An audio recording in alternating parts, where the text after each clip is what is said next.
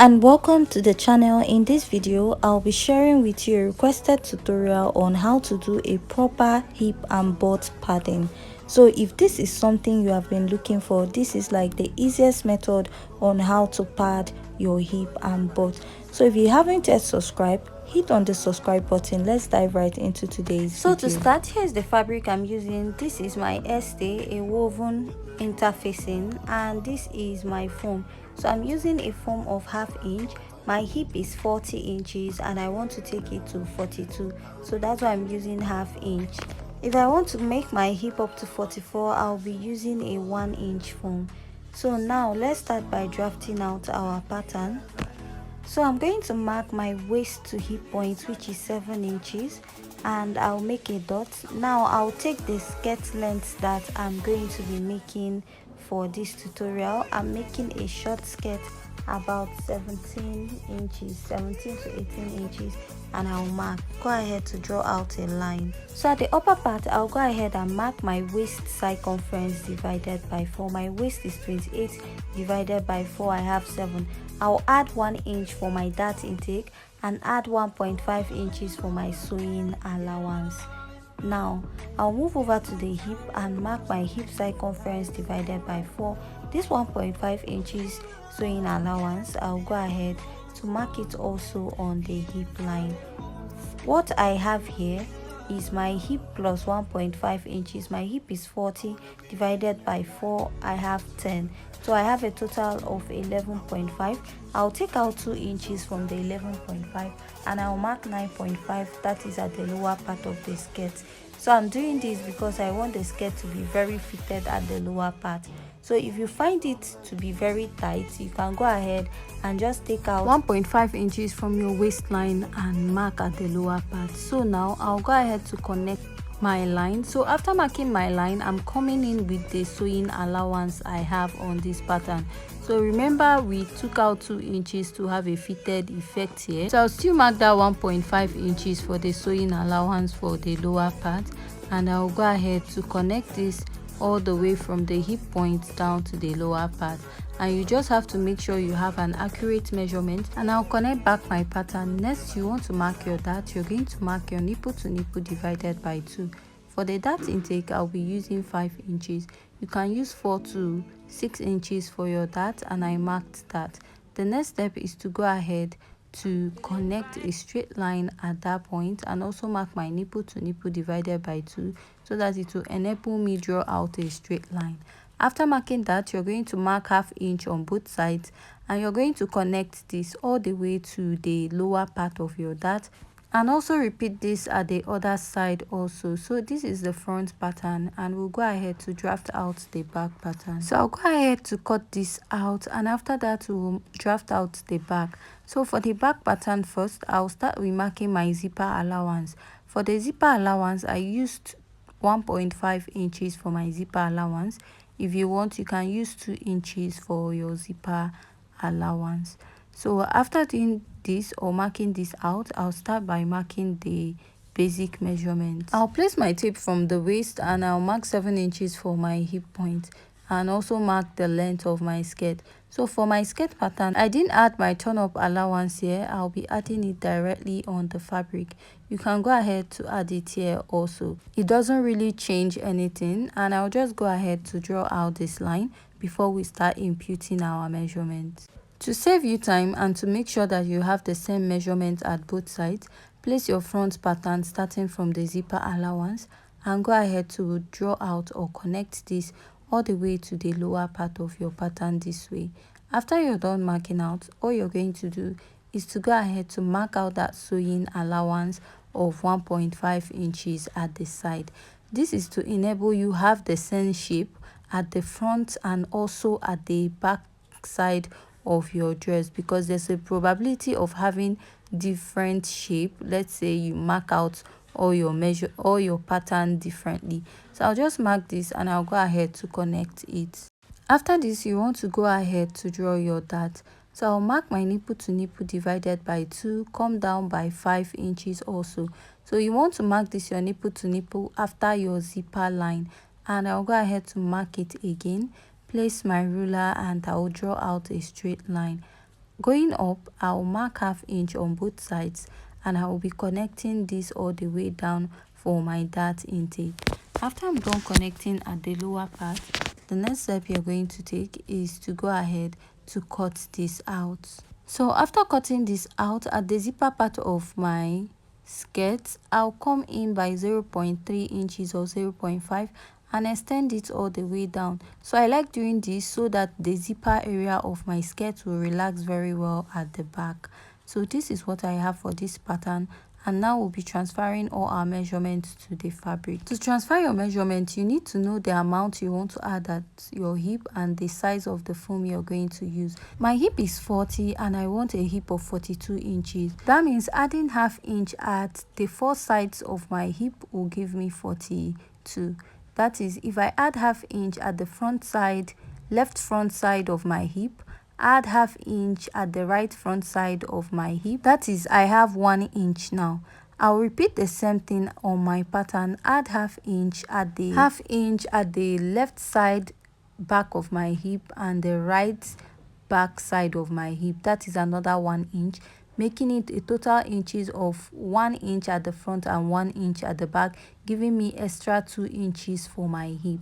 So at this pattern right here, at the side of the hip, I added 1/2 inch and I blended it all the way up, and I'll be blending it all the way to the lower part of my pattern this way. So I'll go ahead and add 1 inch to my pattern, which will serve as the turn up allowance here also.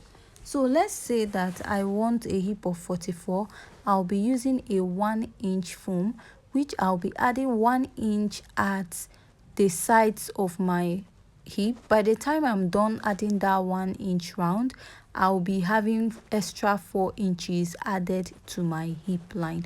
So this is how to know the exact size of foam to also use for your hip padding. So I'll just go ahead and cut this out. And this 1/2 inch you'll be adding is only on the main fabric.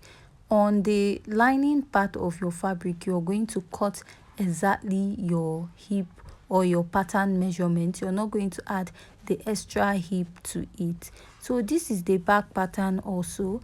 I will go ahead to repeat the same process I did for the front pattern, which I will be adding 1/2 inch at the hip part of this dress, and I'll go ahead to blend it off. So there are several methods of hip padding. This method is easier, way easier, especially for a beginner, because most times you might cut your measurement, and due to the extra allowance you added on the hip without using this method, you might have an excess. Let's say you're using the other method whereby you just add the amount you need and cut it on the fabric directly, you might have an excess. So I'll just go ahead and cut this out. So after cutting this out, on the lining piece, I'll still add back that 1 inch for turn up allowance, and I'll just go ahead and shape out the sides. So if you notice on the lining now, we are cutting exactly what we have. Your lining is meant to be your exact measurement. That way it's going to hold the hip padding very tight on your body. So I'll also repeat this for this side, and I'll go ahead to cut it all the way around. And after I'm done cutting, we'll proceed to the next step. So now we want to cut out the actual hip padding of your foam. So this dart now here, we don't need it on the foam. What we need is your actual bodies without that.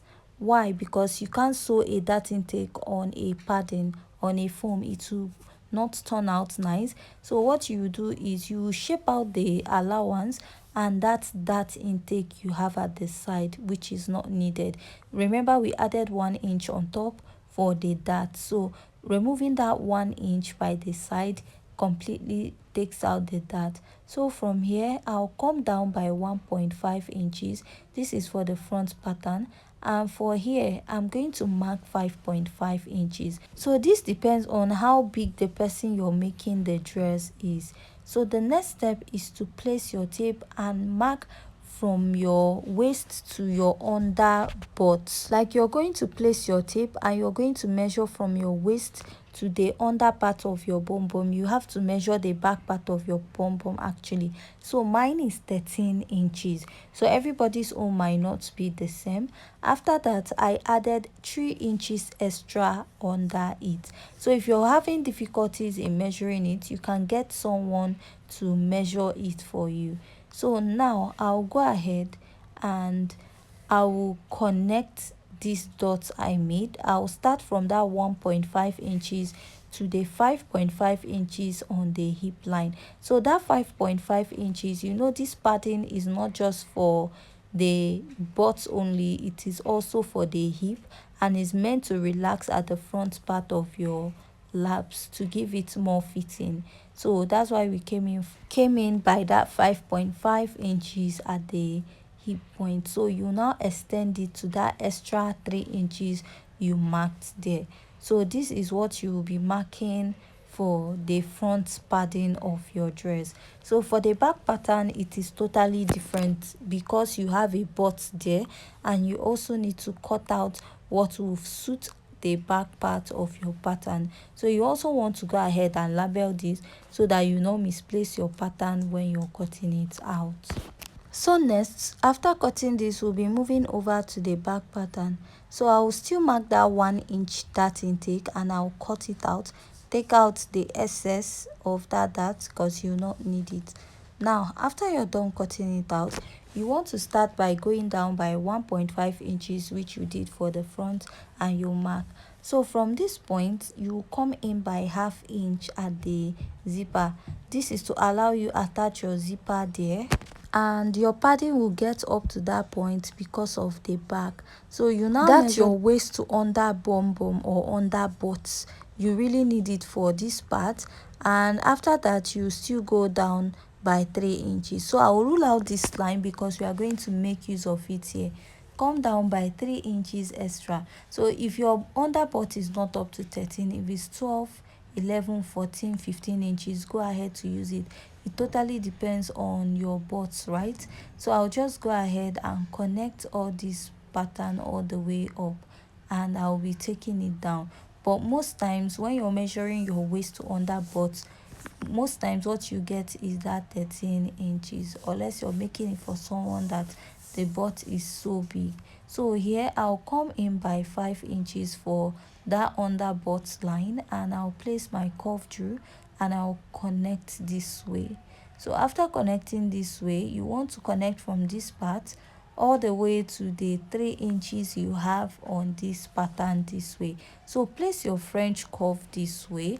This is so that at the lower part your padding will relax very well. So after this, I'll go ahead to cut this out. So if you have any question regarding this tutorial, please go ahead and also leave your question or anything you don't understand. So now this is my fabric. So I'll go ahead to stitch some part of this fabric. Now I'll be marking the zipper allowance of 1.5 inches. So when you're stitching this, you're going to stitch it with a loose stitch because you're still going to loosen this part of your dress, and you're also going to repeat the same process to the lining of the dress. So next, you want to mark your nipple to nipple divided by 2, come down by 5 inches, and you'll be sewing your dart. Also mark that your zipper allowance of 1.5 inches. Mark your nipple to nipple and come down by 5 inches. You're going to go ahead and sew your dart. So next, you still go ahead to mark your nipple to nipple divided by 2, come down by 5 inches. Repeat it at this side, and you go ahead to sew up your dart. So whatever you do on your main fabric, you also do on the lining piece. So now I'll place my pattern and I'll start cutting. So while I was cutting this, it was a bit difficult for me to cut the both together. So if you have the time, just go ahead to cut it separately so that it will not be too stressful for you to do. So I'll just go ahead. After cutting this, I'll also cut out the other side. So after cutting, I went ahead to label this so that I won't be confused when I'm placing my pattern. And next, I'll also go ahead to cut out the other side, and after cutting it, I'll place it again on another foam, and I will label the part that has the hip and go ahead to cut it out. So sorry this part of the video is a bit fast, it's just to reduce the length of the video. So next you're going to be chopping off about ½ inch round your foam or 1 inch round your foam. This is to make hair less bulky for you, and I'll just go ahead to trim the sides of my pattern very well. So after trimming it, I'll also repeat this at the other side. So next you want to come in with your stay and you're going to place and cut out. So when you're cutting this out, make sure that you have about ½ inch or 1 inch round, so that when you're ironing it's going to close up or relax very well. So place it at the shiny part and also place the shiny part on the foam this way.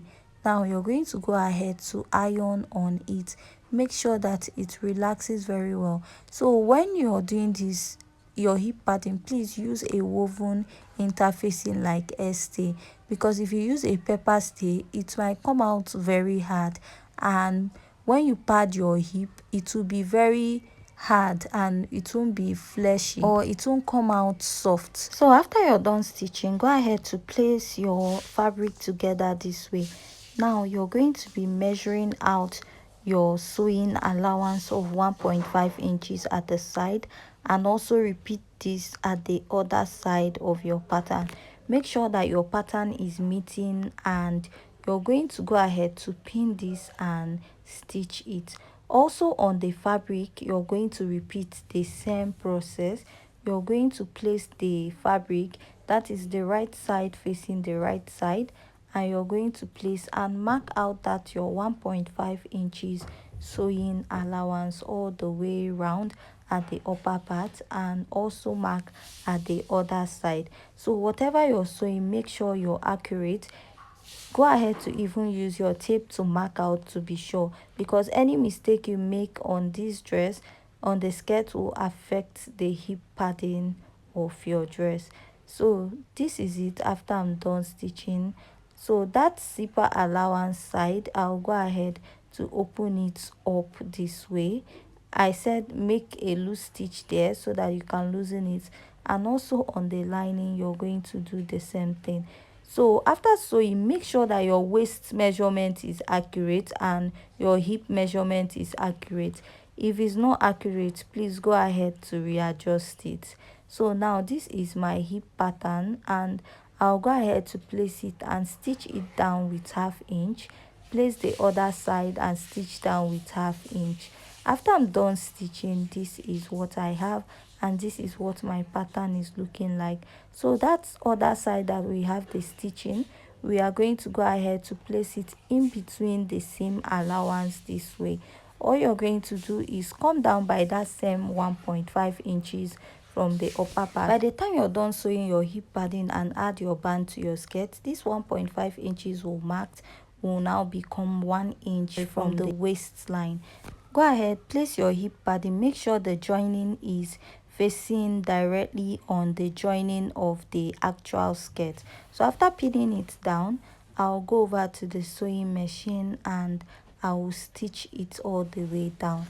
So after I'm done stitching, I'll go ahead and sew around this part. This is to make it relax on the fabric. Sometimes you can even use a hemming gum to do this, but I prefer stitching it so that with time it does not go off.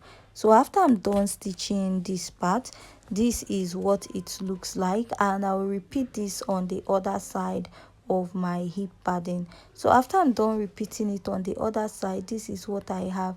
So on the lining, I will mark out ½ inch from this part. This is to I have a turn up effect at the lower part of my skirt. So after I'm done marking this, now this is my skirt, the main fabric.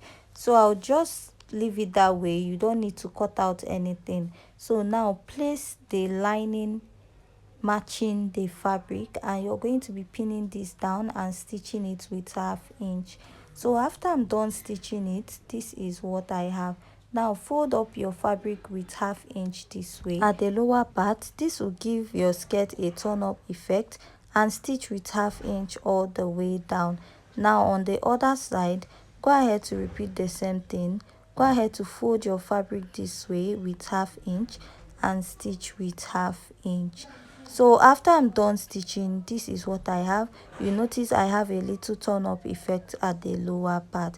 Measure your waistline, make sure that it is your actual waistline plus your sewing allowance.